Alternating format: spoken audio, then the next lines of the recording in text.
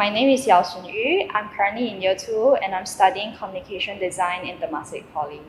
I designed the logo that's being used on the tote bag, which they're giving out for Temasek Poly Open House 2023.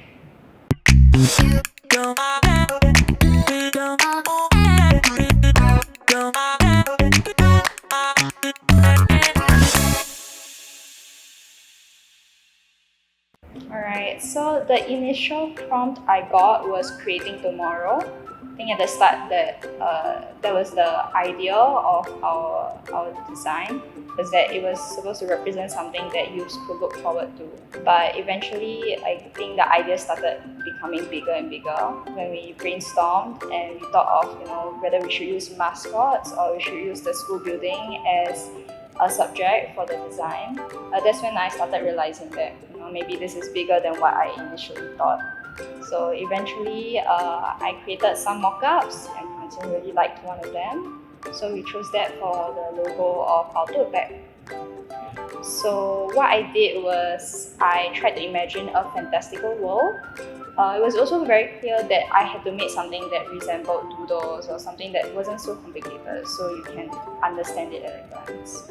So what I did was I tried to use mascots. I explored animals at some point, but that didn't work out. So in the end, I used a school, the entire school of Temasek Poly, just the general shape as the mascot. And the design shows it basically constructing the buildings around it. So in a way, it's essentially creating tomorrow, creating the future for us. At the side, there's also a lot of fantastical elements like a plane or hot air balloon or planets.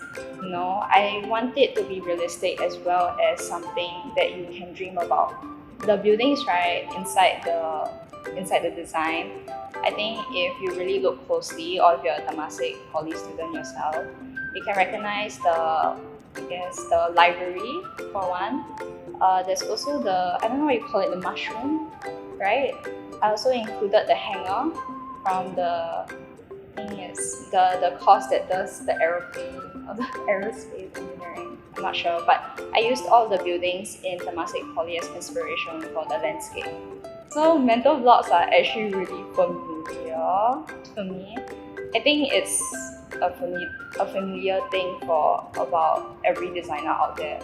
So one thing I do when I have art block is I try to draw as many things as possible. It's like the opposite of what you are supposed to do, which is to take a break. But I feel like when you're pumping out as much ideas as possible, you eventually strike gold. So that's what happened to me actually. I sketched out, I think, around more than 12 initial ideas, along with prompts. It doesn't have to be drawings.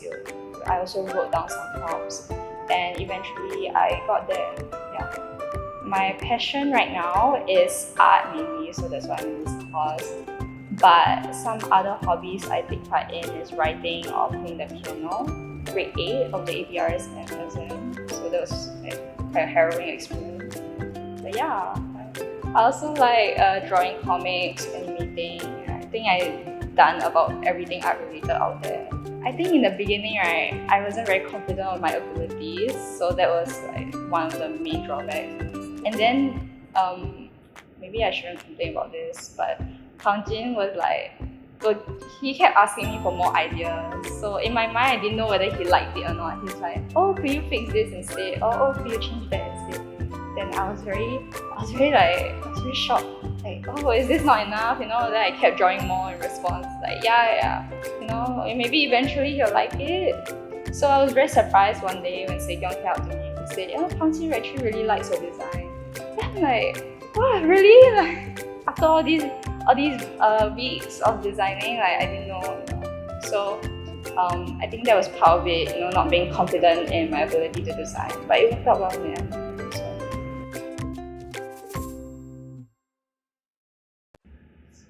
So this is my favorite piece, Can't Take My Eyes Off You.